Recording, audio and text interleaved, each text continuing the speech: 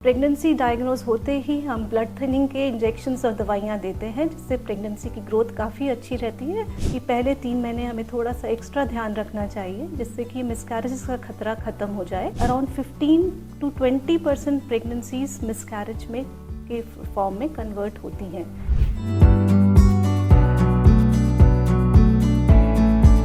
नमस्कार, मैं doctor Nidhi Sharma, senior consultant obs and gynae, Jindal IVF centre Chandigarh में कार्यरत हूँ।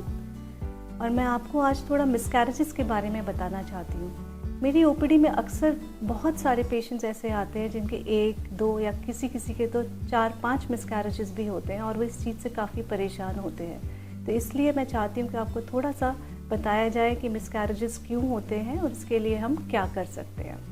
सबसे पहली बात, मिसकैरेजेस होना एक काफ़ी नेचुरल प्रोसेस है। अराउंड 15 to 20% प्रेगनेंसीज मिसकैरेज में के फॉर्म में कन्वर्ट होती हैं। तो इसलिए अगर आपका एक मिसकैरेज हुआ है तो आपको घबराने की बिल्कुल ज़रूरत नहीं है, क्योंकि आपके मोर देन 98% चांसेस हैं कि नेक्स्ट टाइम सब कुछ बिल्कुल ठीक ठाक हो और एक आपको हेल्दी बच्चा आपको मिले। अच्छा, मिसकैरेजेस के मोटे मोटे 4-5 इम्पॉर्टेंट कारण होते हैं। सबसे पहले जो मिसकैरेजेस होते हैं इनिशियल 3 मंथ्स में सबसे ज़्यादा कॉमन होते हैं। लगभग 80% पेशेंट्स के मिसकैरेजेस फर्स्ट 3 मंथ्स में ही होते हैं। इसीलिए कहा जाता है प्रेगनेंसी में कि पहले 3 महीने हमें थोड़ा सा एक्स्ट्रा ध्यान रखना चाहिए, जिससे कि मिसकैरेजेस का खतरा ख़त्म हो जाए। और एक बार प्रेगनेंसी 3 मंथ से ज़्यादा चलने लगती है तो फिर आगे जनरली सब कुछ स्मूथ निकलता है, एक्सेप्ट इन फ्यू केसेस जहाँ सेकेंड ट्रिमेस्टर में भी थोड़े से अबॉर्शंस के कारण का रिस्क होता है, जिनके कारण थोड़े डिफरेंट होते हैं। तो सबसे इम्पॉर्टेंट कारण जो अर्ली मिसकैरेजेस का है वो है जेनेटिक प्रॉब्लम होना।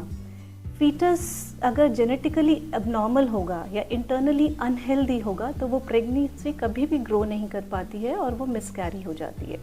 फीटस अनहेल्दी होने के क्या कारण हैं? या तो आपकी कोई फैमिली हिस्ट्री में जेनेटिक प्रॉब्लम चल रही हो, या आपके जो कपल है, पेरेंटल कपल है, उसके अंदर कोई ऐसा सटल डिफेक्ट हो जो पेरेंट्स में तो नहीं आ रहा लेकिन होने वाले बच्चे में वो एग्जिबिट हो रहा हो। या एक थर्ड इम्पॉर्टेंट कारण जो आजकल काफ़ी बढ़ गया है वो है ओल्ड एज प्रेगनेंसी। जो एडवांस एज में प्रेगनेंसी होती हैं वो उस टाइम पर एग्स क्योंकि वीक हो जाते हैं, वो एग्स में थोड़ा सा अबॉर्शंस, एक हेल्दी फर्टिलाइजेशन का प्रोसेस वो ढंग से नहीं हो पाता है, एबनॉर्मल एम्ब्रो बनने का चांस ज़्यादा रहता है, इसीलिए वो प्रेगनेंसी जनरली अबॉर्ट हो जाती हैं।